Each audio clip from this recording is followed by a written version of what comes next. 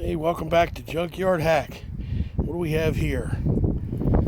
Uh, New to it fender hung on the Galaxie. Yes, that's the last piece that had to be put on installed after the accident last year. It's been almost a year, and that's how long it's taken me to get this all straight. So, as you can see, it's not exactly lined up with the trim. It's about a quarter-inch off.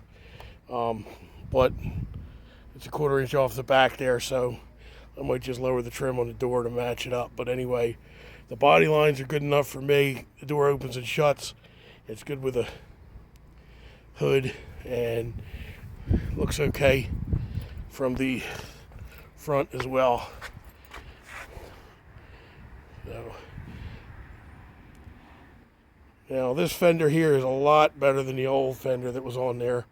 Right from the start, I'm going to say, if you look over here, my junk pile of spare parts and junk. If you work on classic cars, you got to have a junk pile, something you can scrounge from, even if it's just junk metal and patch panels and what have you. I found more uses for some of this crap than I imagine. Anyway, this is the other fender.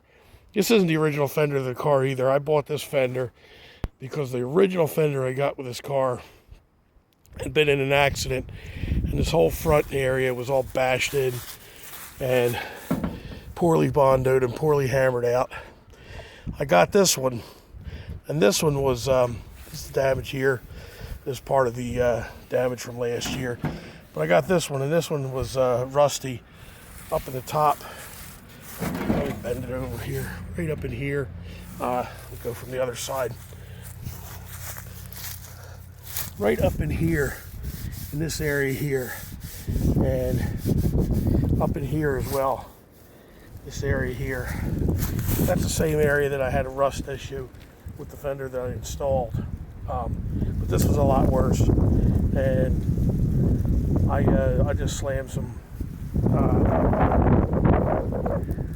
fiberglass filler in there.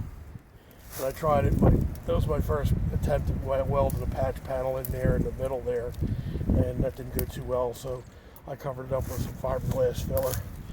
But the problem with this fender was, it had a lot of filler on top, and worse than that, it was oil candy. And a bad,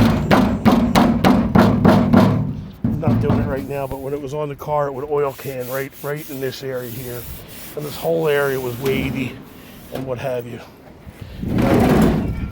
So,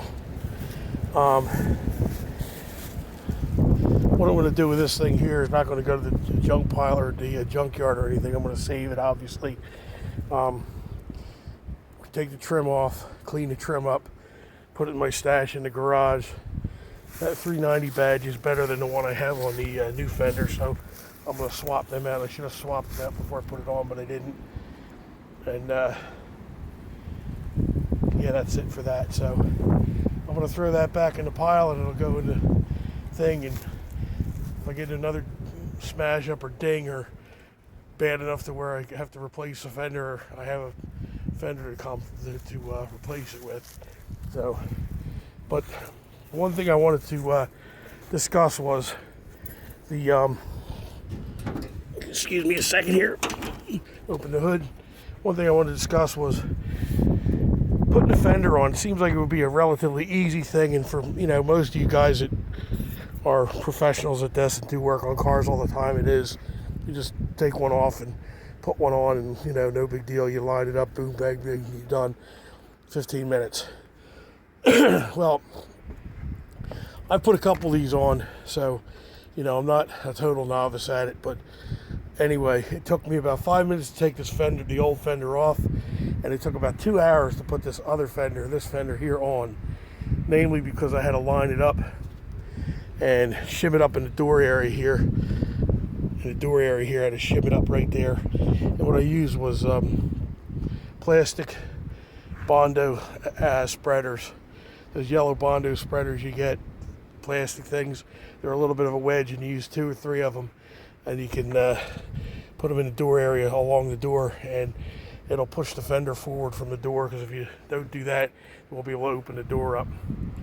And all along the bottom, around the inner fender well, I had to take a screwdriver and I put a bolt in, and what I'd have to do is pry the next one up. Like if I was working on this bolt here, this one here, I'd take and run the fender, one a hole through the fender and into the capture nut, and kind of pry it back in and push it and, you know, adjust it and shimmy it a little bit. So it takes a while, and you never start off tightening every bolt down right away.